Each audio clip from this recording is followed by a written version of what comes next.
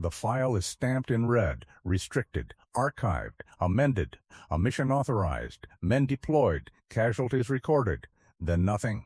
The operation number appears in quartermaster ledgers, fuel allocations, ammunition counts, next of kin notifications. The bureaucracy did its job. Paper moved, supplies moved, soldiers moved. But in the official war diaries, the number vanishes. No after-action report, no citation, no debrief summary. It is as if the mission existed only long enough to consume men and material, and then slipped out of history. That is not how failure is handled. Failure is analyzed, corrected, filed. And that is not how success is treated. Success is broadcast, decorated, remembered. This is something else. Someone took the time to approve it. Someone signed off on it. Someone counted the dead. And later, someone made a decision. If the mission failed, it would have been studied. If it succeeded, it would have been celebrated. Instead, it was erased. The authorization moved faster than it should have. Requests like this normally crawled through committees. Intelligence review, strategic assessment, legal clearance, layers of signatures, weeks of delay. This one cleared in days. Oversight boxes were left unchecked. Senior officers bypassed. A direct line from Field Command to the War Office.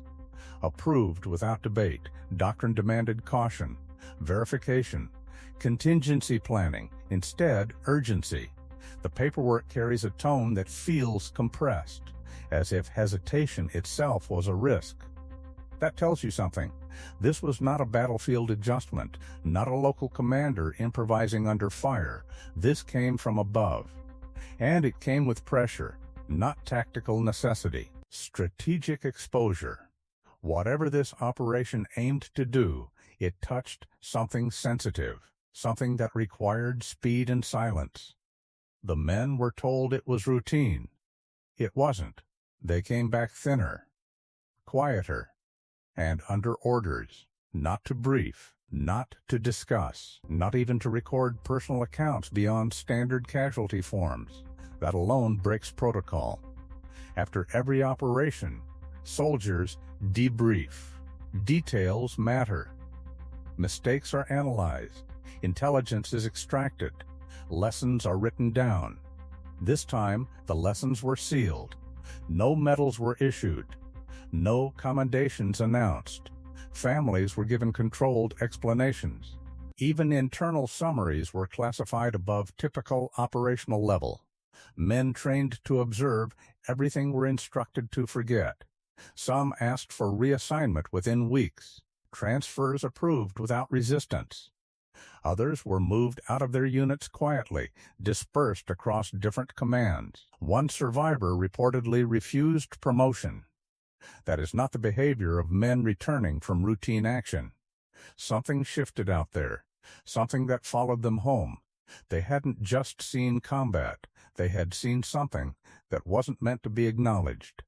On paper, the objective was contained. A limited insertion. A sabotage strike on a coastal installation. In and out before dawn. Minimal engagement. No prolonged contact. That was the doctrine. Small unit. Precise target. Controlled window. But the logistics tell a different story. Fuel reserves exceeded a short raid. Medical supplies were allocated for sustained fighting. Ammunition loads suggest more than a brief exchange. Radio silence was scheduled for 12 hours. The operation lasted nearly 3 days. Extraction coordinates were changed twice. Something extended the timeline. Something forced adaptation beyond the original scope. Reports reference unexpected resistance, yet no corresponding enemy unit is listed in regional intelligence summaries.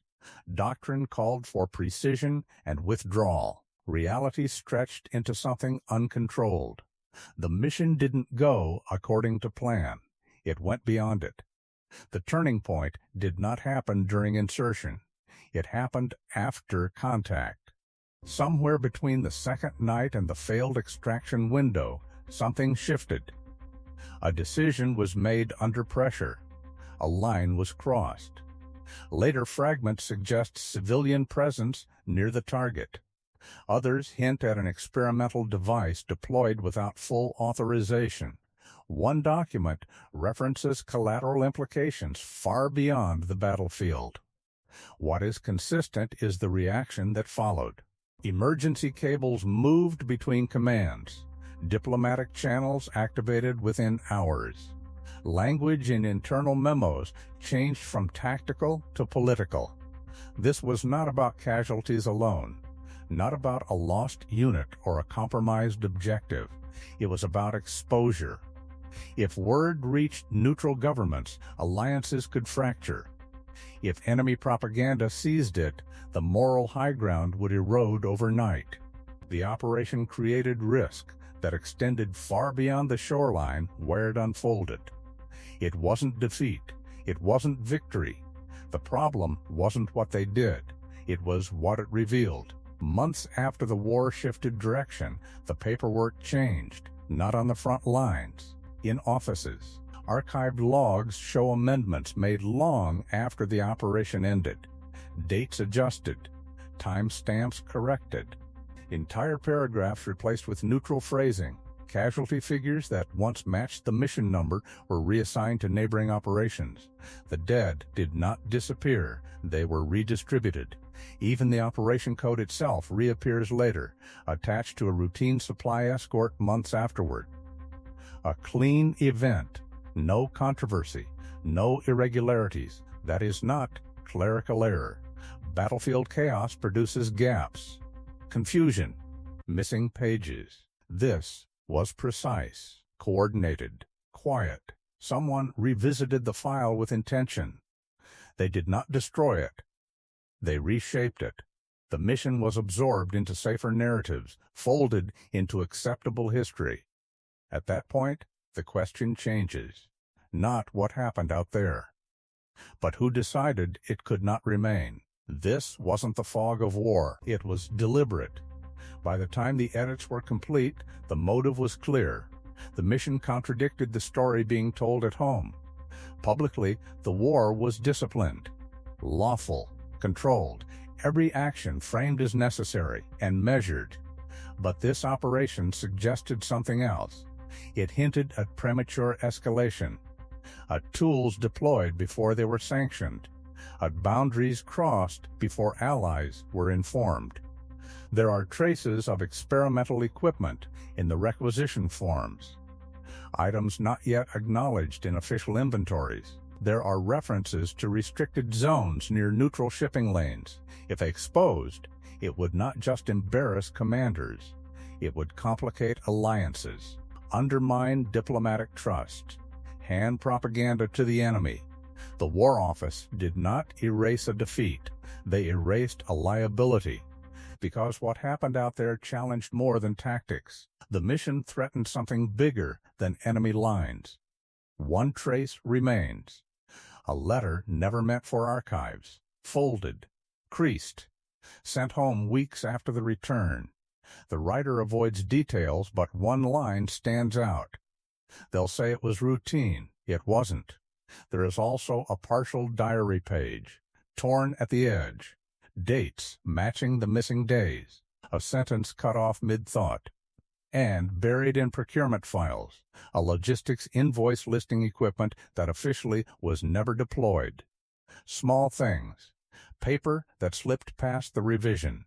They do not prove everything, but they prove enough. Against the silence of the War Office, these fragments feel almost fragile. No ceremony marked that mission. No monument records its number. The operation doesn't exist in official history, but the men who went on it did.